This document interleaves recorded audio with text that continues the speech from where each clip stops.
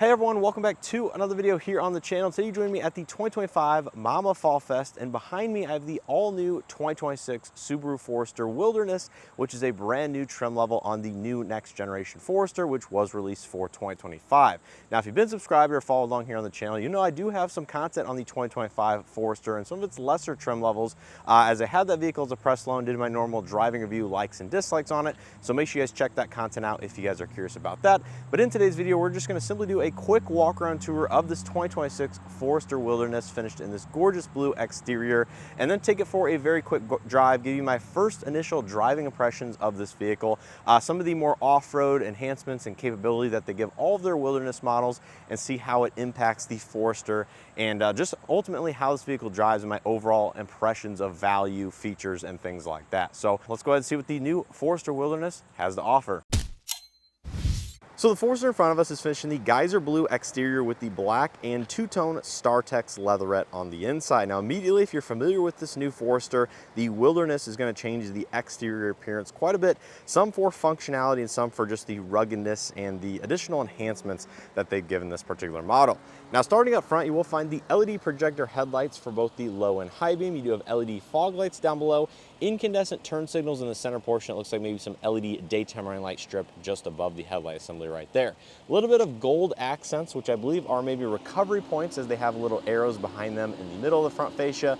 Silver cladding at the very bottom, and you can see it has a pretty decent approach angle given the tweaks and the revisions to the front fascia, just to help that larger wheel and tire, as well as off-road tire, maintain grip and obviously get over obstacles that you may come across. This vehicle does have the 360 surround view camera system located right there. Of course, traditional Subaru badging, and this is going to be kind of a darker gray or black textured front fascia, and there is going to be a decal located on the front of the hood, which actually does help with glare a little bit. As you can see, the sun is shining from the sky right up there, and it just like diffuses the light a little bit differently, so it's not quite as bright. That's actually something that helps drivers and front seat occupants see over the hood in certain lighting conditions. Now coming around to the side profile of the Forester Wilderness, immediately you can see some of the cladding is going to be tweaked over that of the standard Forester. We get the Wilderness badging up there on the two front doors. And coming in a little bit closer to the wheel and tire setup, this is going to be a 235/60 17-inch Yokohama Geolandar AT all-terrain tire.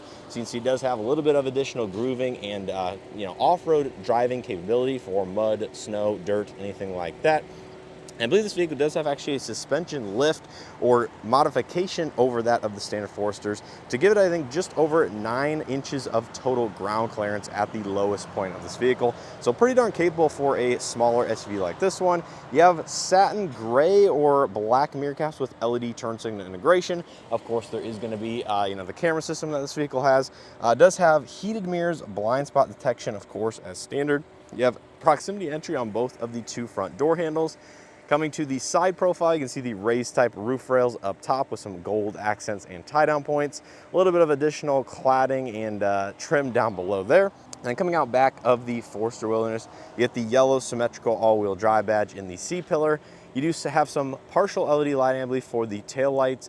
Turn signals are going to be incandescent at the back of the vehicle. That is a little bit unfortunate for a vehicle over $40,000 as equipped.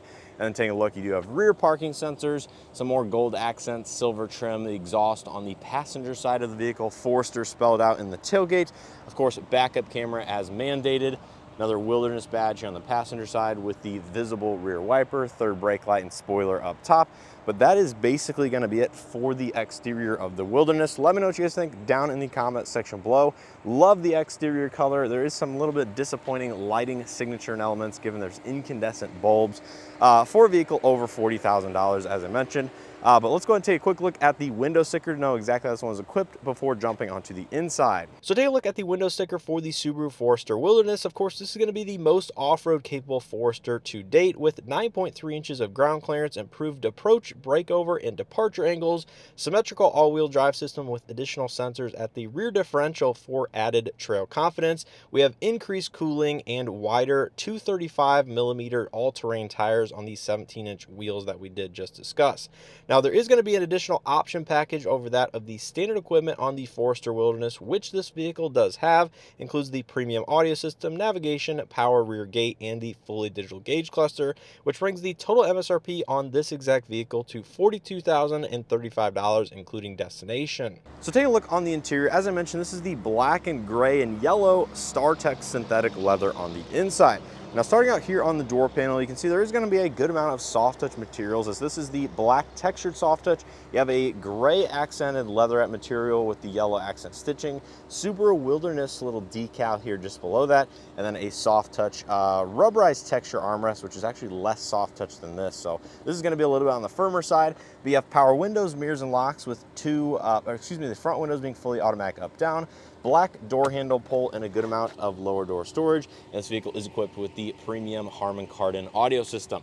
Coming to the driver's seat, fully power with two-way power lumbar. There's going to be the seats, gray and black two-tone with the yellow accent stitching. Wilderness embossed into the headrest. That's a very nice premium touch right there. And then coming to the dashboard, you can see there is some upgraded technology in this particular trim level. So immediately stepping inside the Forester Wilderness, you're going to find some of the more advanced technology that is offered within the Forester's lineup, among some of the other standard features that this vehicle comes equipped with. So in front of the driver, you're going to find the fully digital instrument cluster that is going to be controlled here via the steering wheel controls. Now, I'm not sure all of the functionality and adjustments that you can do, as I'm a little bit unfamiliar with this vehicle, but cycling through some of this, you can see it does pull up the tachometer on the left, you have speedometer on the right, coolant temperature at the bottom left-hand corner with fuel tank level at the bottom right, gear selection in the middle, some of your trip information, all of that is going to be found at the bottom. And you see there is a decent amount of information you can scroll between, and then of course when you let it go, it will show the maps in the middle. Pretty cool cluster, and I'm sure there's more configuration that you can do with it. Unfortunately, I am just a little bit pressed for time. Now coming back to the steering wheel, this is going to be a leather-wrapped steering wheel with gold accent stitching and a gold at the very bottom portion. You have the audio multimedia and volume on the left side. You have some of the adaptive cruise control, the lane centering assist, and the drive modes or the SI drive functions at the very bottom of the steering wheel, and paddle shifters on the back side. Automatic headlights. I believe this vehicle does have automatic high beam assist. And you do have rain sense wipers as well. To the left of the steering wheel, we have a power tailgate. We have the gauge dimming or illumination. It looks like that's about it over here, with a manual tilt telescopic steering column. Nice amount of accent stitching and soft touch on the middle section of the dashboard. And then coming over here to the infotainment system, this is arguably one of the worst parts about this vehicle. And this is a 12.3-inch infotainment system with wireless Android Auto, Apple CarPlay. And the reason I do state this is because it is just the carryover system that I have experienced in the 2025 models and some of their other products, including the Crosstrek as well. And it's just a slow to respond system that's a little bit on the laggy side, and some of the layout and UI of it is not my personal preference. Now, that being said, you can see you do have built-in navigation, dual zone automatic climate control. You have some of the drive modes at the top. You can cycle between the weather. You have water temperature, some more vehicle information, things like that. But you can just see cycling through, it's just slow to respond. The frame rate's low. Cycling or going home here to the apps, you have built-in phone connectivity via the My Subaru app right there. Unfortunately, I wish I could speak more highly about the system, but it's just not the case. And wireless charging pad down below, USB-C and USB-A data and charge, and a auxiliary input, not too common to find in the 2026 model year vehicle. Here's the Subaru proximity key fob, gear shift, leather-wrapped knob with gold accents, two large cup holders with a separate phone or a storage tray right there, electronic parking brake with the camera view icon, which pulls up, it looks like, just the front and rear cameras. So this vehicle is not equipped with a 360 camera system, but it does have a front view camera, of course, in addition to the normal backup camera, which you can locate right there. Nice textured padded armrest. Inside you'll find just additional storage space. You have a 12-volt outlet, not sure if I mentioned that. And then coming up to the pillars, these are going to be a plastic pillar, but a little bit more premium texture. Up top you have a soft touch headliner, vanity illumination, incandescent, manual dimming interior view mirror with overhead LED illumination, the power sunroof, SOS emergency services. Go ahead and open up that sunroof. It does have a manual shade, sunglasses storage. Take a look at the sunroof. You can see it is the massive opening type that I've featured, I think, on the other vehicle that I was able to have a press car with. So overall, if you're looking for a nice feature-packed vehicle in the Forester's lineup, this is certainly going to be one to offer it. And let's go ahead and quickly take a look at the back seat as well as cargo space before we jump in and take this vehicle for a drive. Now take a look at the second row. Most of the materials do follow through from the front, but we do have a little bit more hard touch plastic. So this is hard touch plastic, but this is all the same soft touch as the front seat. Bottle storage down below. And you can see the black and gray StarTex interior, yellow accent stitching. We have USB-C and USB-A charge, AC vents, matte pockets with 2 different tiers or levels on both seats. And there's a quick look at the front dashboard if you guys are curious about that. Looks like we have a center armrest, cup holders, and overall, I'm curious to see how the headroom is here with the sunroof. It's actually extremely good. I have 2 to 3 inches of headroom, plenty of footroom and legroom. It's actually a pretty sizable compact SUV within the segment. So Forester overall, I think is comfortable. The seats are nice, the material's decent. It just comes down to some of the user technology and things that I haven't been a huge fan of. Now coming back to the power tailgate, is going to be automatic open, of course. Retractable cargo shade back here. It looks like you can fold down the seats via this little electronic release on the right side. Subwoofer for the Harman Kardon audio. And then here's the left side switch, 12-volt outlet, additional tie down and storage points with the cargo tray. And there you can see it looks like a temporary spare tire with roadside toolkit and additional noise isolation and storage down there. And wrapping this video up quickly, here on the passenger front seat, looks like we're just going to find a 4-way manual passenger seat. So no height adjustment over here. That is a little bit unfortunate. There's a look at the dashboard, some of that soft touch textured across the middle. I like this little triangular bit right there. Inside you'll find a damped glove box. Looks like it's not illuminated, but does have a good usable amount of space inside. So that's gonna do it here for the walk around portion of the Wilderness. Let's go ahead and set up a few cameras inside the vehicle, take it for a quick drive, go over the powertrain and specifications, and just overall how this vehicle drives. So setting out here in the 2026 Subaru Forester Wilderness, immediately under the hood, you're going to find a very familiar 2.5 liter naturally aspirated boxer 4-cylinder engine producing, I believe, just over 190 horsepower and a similar amount of torque. Now, this is the same powertrain that was in the sport trim level that I tested last year on the channel, so make sure you guys check that video out. But, you know, immediately upon first impression, it doesn't feel underpowered by any means. And you can actually feel some of the tire and suspension tweaks for the Wilderness as you feel like you're sitting up and riding just a little bit higher inside the vehicle. Looking over the hood in terms of visibility, you do see the hood just a little bit and that vinyl decal that I did point out. The seat I wish would go a little bit lower as I feel more on top of the vehicle rather than within, but that's not necessarily a bad thing. A lot of people do prefer that commanding viewpoint of the roadway. A-pillars are a little bit on the smaller side, so that is a good thing for visibility, and there's glass between the mirror and the actual pillar itself. And in terms of side mirror visibility, they're going to be, you know, just like I've experienced in some of my other vehicles, or excuse me, the Forester that I tested, very sizable, usable glass, really no issues with that. And then looking over your shoulder in terms of visibility, excellent with the C-pillar glass back there, and then rearward visibility with the mirror. Also excellent. The headrests actually barely get in the way of the glass, just a little bit on either side. First impressions on this freshly paved asphalt surface. You don't really hear a lot of the tire noise, just a little bit coming in, to be expected for an all-terrain tire. You hear a little bit of wind noise coming inside, so isolation in terms of that, especially with the shade open, lets in just a little bit of wind noise, which, you know, is kind of expected for the compact SUV class. This vehicle is not a luxury segment vehicle. It's not going to be, you know, ultra isolated in terms of that. So as a whole there, it's going to be pretty nice. Now turning on to this back road here, we'll go ahead and give it a little throttle. Ooh, that's full throttle. Oh my goodness. That's slow. I don't know what that was. We're in the normal drive mode, I believe. Oh, this thing's pretty underwhelming in terms of acceleration. I'm not even gonna lie there. Handling feels okay. In terms of responsiveness from the powertrain, honestly, that's not very exciting at all.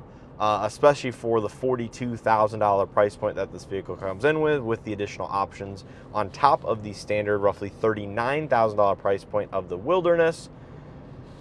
But going over the bumps and stuff, man, ride quality is very good. It feels like the vehicle is well controlled. You have a lot of suspension travel, and the all-terrain tires have a good amount of sidewall to them. I do like the digital cluster. Wish it was a little bit more responsive, just like that of the center infotainment system, but kind of is what it is in that regard. Materials on the inside feel good. The seat comfort feels okay. I wish the bottom cushion of the seat was longer in length to give a little bit of additional thigh support. It feels that it's a little bit on the shorter side, so it ends before it gets to the back of your knee. I think that's something I mentioned in the past Forester videos. Just looking around the inside, I think a lot of Subaru buyers and owners, or repeat buyers of this vehicle, really do appreciate their interiors. I like the quality of the materials. I like the layout, more traditional in nature. Have a traditional hood over the digital gauge cluster, a separate screen over here. It's not all one big piece. That is my preferred design in terms of that. But in terms of the technology, it's just slow to respond. It's clunky to use. Doesn't have the best graphics. I think Subaru understands that this is a drawback of some of their vehicles, and hopefully for the next couple years and their next generation products, they will work on this and provide a little bit more up-to-date digital experience, because a lot of buyers out there want that. But luckily it does support Android Auto and Apple CarPlay, which automatically makes the system better, even if it's not ideal in terms of its performance. Going over that bump there though, the ride quality is pretty darn good. I have no real complaints in terms of that. Yeah, I think the biggest thing that I'm coming away with thus far is going to be the powertrain feels a little bit underwhelming. We'll go ahead and, that's full throttle. You are not going to win races, and might have a hard time getting up to speed in some situations. That's a little underwhelming. Not what I was expecting based on the engine and powertrain under the hood. Overall, there's not too much to say about the Forester and the Forester Wilderness. Outside of it, offers more capability and more adventurous lifestyle and design and aesthetics versus that of the standard Forester. Of course, we know symmetrical all-wheel drive is standard. This one adds, some deep snow, mud, all the dry modes that you would expect. If you want a more capable Forester, then the Wilderness is going to be the one for you. Just note that in terms of performance, it's not going to be all that great. But if you don't care about performance, you just want ride quality, you want suspension, you want tires, you want grip, probably going to be a good vehicle for you, and one that you might want to consider for the $40,000-ish price point, depending on the options, features that you do select on this vehicle. But I think I'm just going to leave it at that. Maybe I'll get this vehicle to test, back for my dedicated likes and dislikes. If you guys want to know my dedicated likes and dislikes on the Forester, make sure to check out the sport trim level that I did last year. A lot of these elements and design and things like that are going to be similar between these two. Obviously, this just has a different suspension to it. It has different aesthetics on the outside and a few different features, including that digital cluster, which the one that I had did not have. But all in all, I think it's reasonably impressive. It's reasonably spacious. It's got a lot of room in the back in the cargo area. Man, it's just, that performance is just not fantastic, and leaves a little bit to be desired in my book. But with all being said, let me know what you guys think of the upcoming Subaru Forester Wilderness down in the comment section below. Do you like, dislike it? You want to know anything more about it? Leave those questions, and I will do my best to answer those down there as well. And with all being said, I appreciate continued support, Mama, for hosting this event. And with all being said, hope to see you guys in the next one.